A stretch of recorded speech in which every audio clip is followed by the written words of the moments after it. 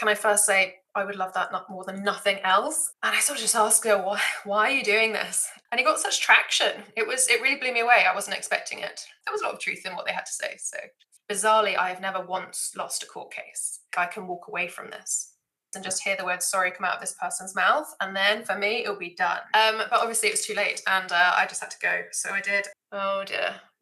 I mean, it's quite a personal question, isn't it?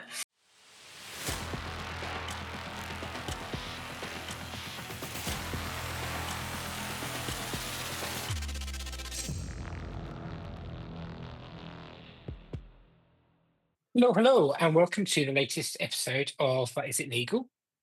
This is the blog post from TBD Marketing, and I'm your host, Simon Marshall. I'm always your host, so if you don't know that by now, then I don't know what you've been listening to. Today, I'm joined by the brilliant Emma Mack, who is one of the UK's top legal linked influencers, which is how we first came across each other. Emma, Yes, that's correct.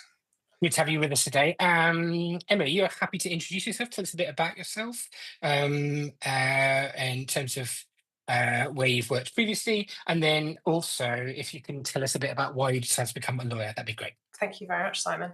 And thank you very much for inviting me on the podcast to speak with you and your listeners.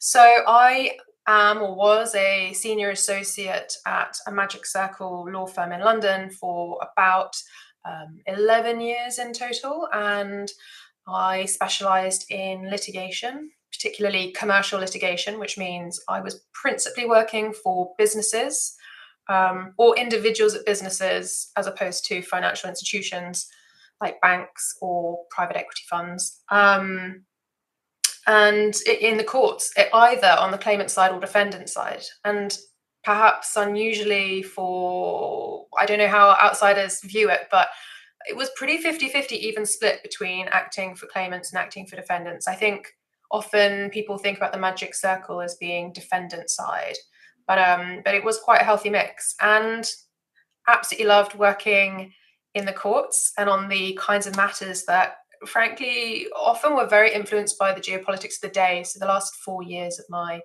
working career involved quite a lot of topics of the day. So things like COVID, things like the war in Ukraine, and the moving pieces around all of that and how it's evolving day to day in real time. But I recently handed in my notice and I have spent a bit of time traveling, taking some time out, recharging. And I'm now at the inflection point of a new year and thinking about next steps. Amazing. And what brought you to the law in the first place? What made you decide I want to be a lawyer? So quite a pragmatic choice in a way. It's not the most romantic of stories, but I studied Italian and philosophy at university. And as you might know from LinkedIn, I mean, ultimately, I really love writing and literature. And I enjoyed my undergrad so much, I decided I wanted to do a master's. And then during my master's year, I was thinking about doing a PhD. But around that time, which was about 2010 to 2011, I was seeing two things. One was my friends who'd done 3-year undergrads, be in the job market for 2 years. And basically, there was a bottleneck at that point because there had been a lot of hiring freezes. There was kind of a glut of graduates who had really strong degrees and in STEM subjects just not being hired. And so I could kind of see this coming, this train, and I'm kind of thinking, what am I going to do about that? And then the other one was in thinking about whether I wanted to do a PhD. David Cameron, who was then the Prime Minister, was starting to announce cuts to higher education. And those cuts were disproportionately going towards the arts and humanities, which was the area I was in, relative to the sciences. And so I think that really gave me pause for thought. And when I thought about, okay, when I leave this place, how am I going to start repaying my student debt? How am I going to start living independently?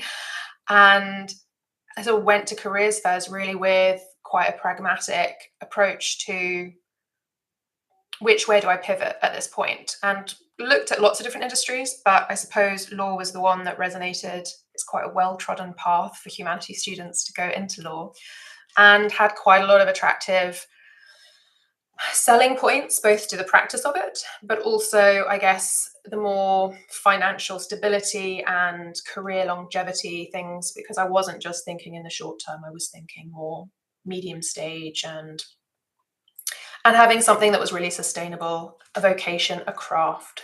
Have you ever been able to use the Italian and the philosophy, put it into practice during the course of the work, or has that not been an opportunity so far? Surprisingly little. I think because it's on a very different legal basis, so it's not a common law system. You're much more likely to come across things like Hong Kong or Australian law if you are. And then obviously languages are helpful. So sometimes there will be clients or disclosure where French comes up, or Russian, or German, those kinds of things. But relatively rarely Italian. So yeah, I guess it's quite a niche language, only spoken in one country, so it doesn't have as much breadth as you might hope. I do have some fond memories of working with a group of Italian lawyers in London at Dewey, and then also going to see their counterparts in the Milan and Rome offices as well. Man, it's a very different world, the way that scene works as well. There's like a Yeah, paterfamilias at the top of the firm who generally is a pater as well, who's kind of determining kind of how things go as well. Like the something back in ultimate the day, equity model. remember being told about something called, I think it was the Italian torpedo. And I don't have a strong background in this, but essentially the theory was the Italian courts were so slow, you would try and get your claim lodged in that particular court if you were a defendant, because by the time it eventually went to trial, it would be an abusive process because it had taken so long and you'd get it kicked out. And so you kind of hear these horror stories and horrible machinations around a strategy of where you want your dispute to be seized in the world to take advantage of what it looks like in those. I think that outsiders must look at the dispute system at times and just think, "Stop me," right? Like the people are alive to these immensely acute kind of commercial tricks, as it were, as well, and then use them and deploy them. And they think somehow that it's got nothing to do with justice or the process of justice, as it were, as well. So tell me about the most rewarding bit of being a lawyer so far. What have you loved most about being a lawyer? I think it's been a huge privilege to have got to be in some of the rooms that I've sat in and Mm. meet some of the people I've managed to meet. Um, and I'm thinking there about things like clients and judges and silks, things like that. But also the people I've managed to learn from. So overall, I would say it's probably the people. And I think you might have kind of seen that a little bit from my posts, which is I think it begins and ends with people. And so that has been something that I've just found endlessly fascinating. So whether you're meeting very senior individuals from client organizations, entrepreneurs, CEOs, managing directors, um, and the situations that they find themselves in, just really interesting. um, Often because the kinds of matters I would do would be sort of bet the business type disputes, because realistically, people don't come to us for the small things that they can get dealt with more cheaply by other lawyers. And so you're really looking at things that are quite complex situations or that are highly sensitive. And I mean, that's a real privilege to be able to think about that and be trusted to think about that as well. Um, and then, the cases and the judges are so smart, so knowledgeable, very hardworking, ambitious, and driven. So to be in that sphere, learning and observing from them, it very much reminded me sometimes of an Oxford tutorial where you'd have people very much stress testing ideas and kicking ideas around, trying to find the gaps, trying to find the holes, and think about how they can be plugged, or if they can be plugged, those kinds of things. You never fancied the kind of barrister route instead to go through that side of things? I've certainly thought about it on and off. I qualified a few years ago as a solicitor advocate for that very reason, to try and get more experience in the courts, given I enjoy it so much, and Mm. advocacy. And my understanding is that you can get direct or automatic recognition from the bar if you're a solicitor advocate. So I wouldn't need to do any further qualifications. And I've done a mini pupillage with a set recently, and I've also done a work shadowing week just last week of a criminal court judge. So I mean, I'm still playing with these ideas and having a think about it. But I guess I didn't start out at the bar in part because a lot of it needs to be quite self-funded, and frankly I just didn't have the sort of financial backing to be able to do that at the time. So that was really kind of applying to law firms so that they would pay to send me back to law school and get me through that course. Tell me about, because we first, I think it is LinkedIn that we first came across each other, and Mhm. then obviously met at a drinks do as well, I think as well. So it seemed to me that you took a conscious decision to kind of get active on LinkedIn at one stage as well, and I feel as though you really humanized disputes for me. Like you talked about how things worked in a very practical, accessible way. What made you decide to get going, Mhm. and what made you adopt that approach, as it were? Yeah, so I think it was actually in an interview that we did, which is on LinkedIn, a Q&A.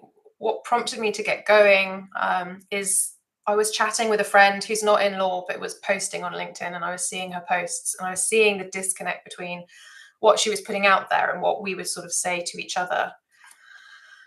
And I sort of just asked her, why are you doing this? Perhaps a bit of a naive question, I don't know. But essentially, she sort of said, well, I mean, how do you think I should be positioning myself then on LinkedIn?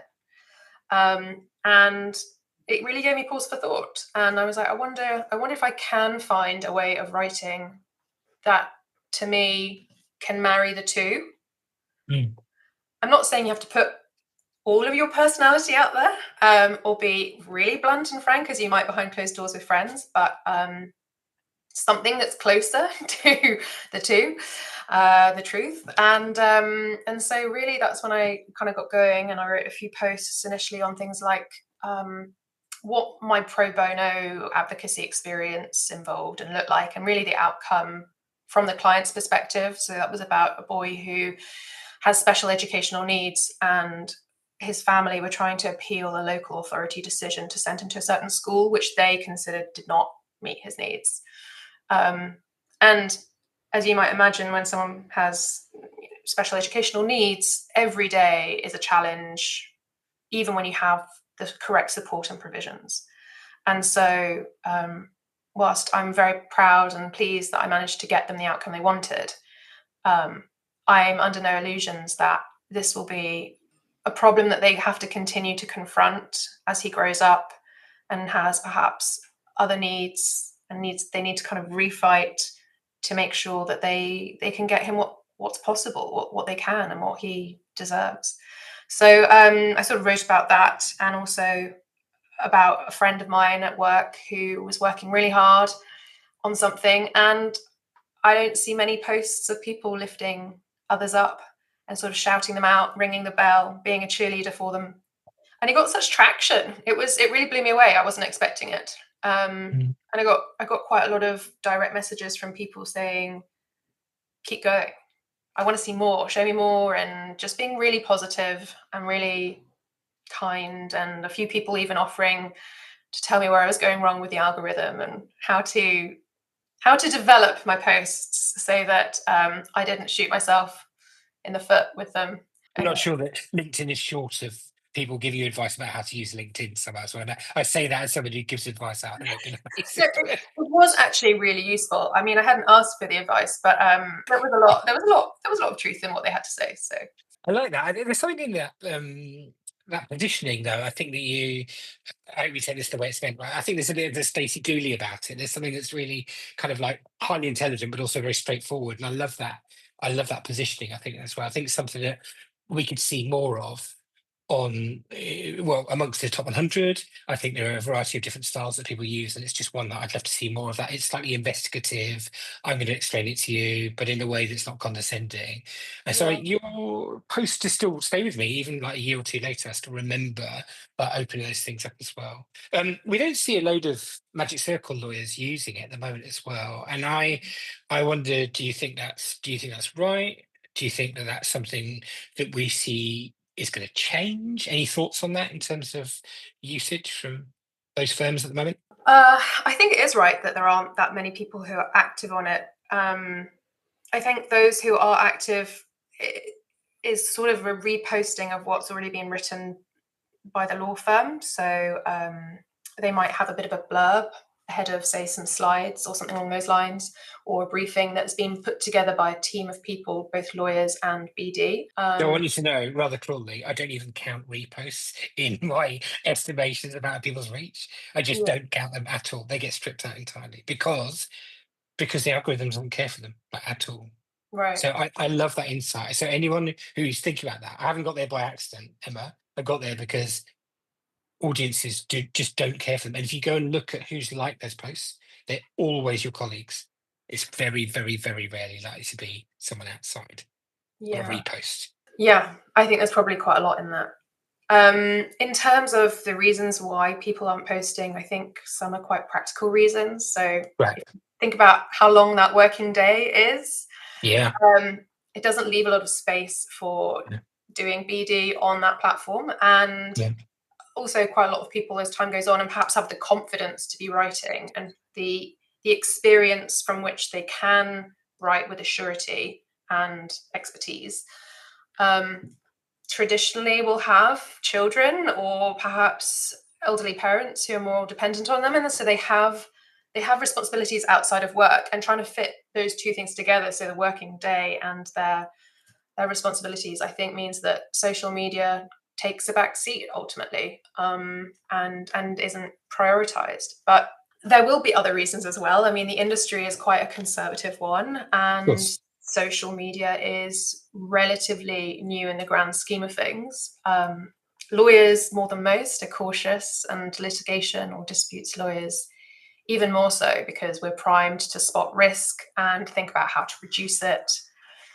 So I think all of those factors kind of play in, and there is concern around things like reputational damage, around what will clients think, and is there a risk that someone might accidentally breach confidentiality and the firm is potentially exposed to risk as a result of that. And so I think all of those things really combine to create a matrix where you kind of say this probably isn't worth it, and that's where a lot of people come out at. Yeah, I think to navigate that and come out the other end still wanting to post, it's almost like a decision tree with 17 different layers on it. You've got to really, really, really, really, really 17 times want to do it, and then you get the post as well. One thing I think it'd be interesting to hear what you've got to say.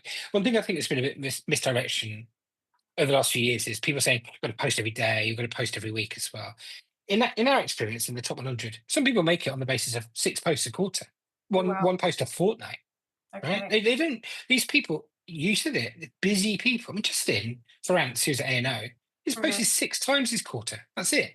Now, when he posts, it's in line with his values and what he's doing. And I think that there's a new model emerging, which is I use it when I've got something to say, and people know me to be, a bit like you were voicing those things that you've done on the pro bono side. Like, I'd Yeah. love that to be something you say, well, when I think of that, I think of Emma. And so she talks about that topic. And I Yeah. think that he does that very well. Amelia Clatton's the same.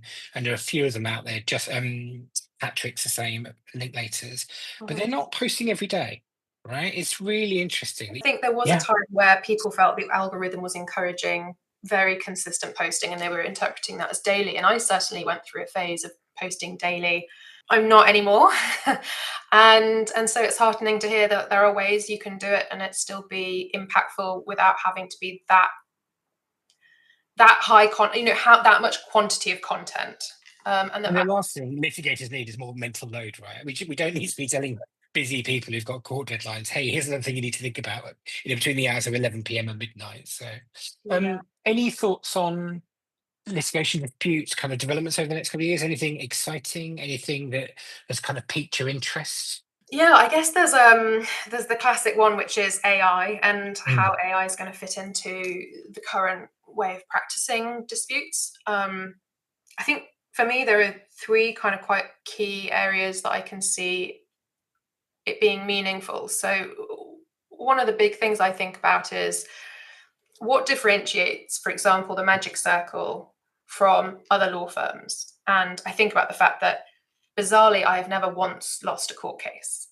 Um, that is a combination of luck and there's something else going on there. And I think it boils down to the ability to look at a case when it comes in. And I'm saying this very much as it's done as a team and obviously led by its leaders. So I'm not saying it's down solely to me or anything like that, but trying to analyze the merits of a case, its chances of success, and then strategizing accordingly, which is, saying to the client, we think this is a good case and you should move forward with it, or saying, realistically, there are some issues here, and what's your risk appetite? Are you happy to take this forward and potentially lose it? We can check in as time goes on, and really fine-tuning that so that you know whether to fight or whether to push for more of a commercial settlement. I think you've nailed that. It's so interesting. There's a friend of mine, reputation lawyer, who said when you ask a QC what the odds of winning are, and they say 80-20, that means 50-50. When they say 50-50, that means 20-80. And they say 20-80, they don't run the case. But I think my next question is going to be about litigation funding. Those guys are very sophisticated about understanding where to Mm, put money and mm, to back things. That money plus AI in litigation, I think, is a very interesting yeah. time in Mm, which to assess the chances of victory mhm. and what outcomes are going to be at the other end of it again. Yeah, so to kind of finish the thought around AI, given that we work in a precedent-based system, one of the things is understanding Mm. what's happening in the courts and how do these cases tend to go, and making a prediction of that, and how reliable is your prediction. AI may potentially be able to do that better than even the great and the good when it comes to law firms. And that could be a real game changer, because then what is it that you're exactly offering the client? What is the unique selling point that you're offering? And it could really open up the market, right? I mean, it could become about something very different in the end, whether that's, say, client handling, um, or as you say, kind of moving into more of a litigation funder market. Well, maybe I think bringing the end of that 25-year journey around about just alternative forms of dispute resolution. I think that things move to, alternative dispute forms because mediation or some form of arbitration or whatever is going to be more appropriate to have those. Some people just want to be heard, don't they? In their dispute, they want to have their voice heard, but they Mm, don't want to. They don't want to lose an open court with the costs that come yeah. with that, right? So, I mean, And they often are interesting times. the things often people want are also sometimes things that the courts simply can't give. So it sounds really bizarre, but often people want an apology, right? And that's the one thing a court cannot order. And so sometimes commercial settlement can actually be closer to what a party wants than it realizes. But it has to look really honestly at itself and sort of say, what am I doing this for? And what will make me feel like I can walk away from this? You're talking a lot of sense to me. That resonates with me massively as well. On a personal level, as a business owner who's had some litigation, Yeah. right? Sometimes you just want, As somebody who's got divorced, right? I've done each of yeah, these things, and they all come with, how right do I want to be? How much of a sorry? What am I willing to pay for it? Right? yeah. Yeah. Can I just Amazing. sit down in this room face to face and just hear the word sorry come out of this person's mouth? And then for me, it'll be done, as opposed to Yeah.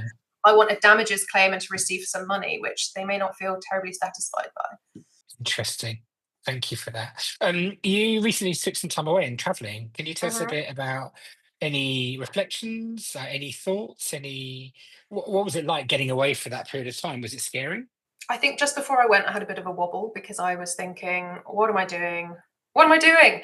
But obviously, it was too late, and I just had to go. So I did, and I had a great time. It was so good. It was even better than I thought it was, and was going to be. And that's, I think, quite a rare thing to be able to say, because sometimes when you set your expectations high, you're more likely to be disappointed. Whereas it was even better than I had hoped, and that part of the world is just so beautiful, and people are so nice. I was blown away by the average baseline of kindness of strangers being far higher than I was expecting. And I don't know if that's an indictment on London and the city of London and what I've got used to. But it was quite heartening to see that it's just, good people out there. What did you learn about yourself as you were traveling? Oh dear. I mean, it's quite a personal question, isn't it? Um, I think I was reminded about my need to suspend judgment when I first meet people, because often when the person who you first think you're meeting is not the person you meet the second, third, fourth, fifth Mm. times. And so, yeah, that was just a salutary reminder. And I think I learned things like the world is a beautiful place, which sometimes I Yeah. can be at risk of forgetting. And I wanted to go with that sense of rediscovering a sense of wonder. So, for example, seeing these beautiful waterfalls or dolphins swimming or, I don't know, various sunsets over volcanoes. I just thought, damn, world is good. World can be good. Which I just think I needed that bit of a pick me up about it all and reinvigoration. Once I was swimming at the bottom of a waterfall once on a Monday morning. I was in Cuba, and I thought I would be currently sat at my desk doing X and Y and Z otherwise. And it was Yeah. definitely one of those moments where I thought, it's good to be alive. It's nice to be doing this instead of that, as it were. And what was the best place that you visited, and why was it the best place? So I thought that Oaxaca was amazing, and it really reminded me of magical realism in various forms of literature because there's something about it which is just bonkers. It's so beautiful. It's this kind of old colonial town. Everything's pastel colors, and it's very sort of faded grandeur in a way. But then you have these street parties that happen every single day. They're these big parades where people are sort of playing instruments and parading down the street, and they pull anyone in from the pavement to start dancing, and they offer you drinks. And I don't know how they know when to stop and start the parade, but they sort of, everyone's just moving in this rhythm and flow, and letting off fireworks left, right, and center right in the street. So the health and safety there is limited but brilliant. And it's a very arts and crafts area. So there's a lot of artisan workshops, and it's, yeah, it's just it's buzzing. Sounds amazing. I've got to give it a try. Last question for me. So, if you had another couple of months to go traveling Mhm. again, if I said, "Here's a passport and some cash, and you're going to go again," where would you go for a couple of months? Can I first say I would love that not more than nothing else, and if we can make it happen, Simon, let's do it. Let's see how well the podcast does.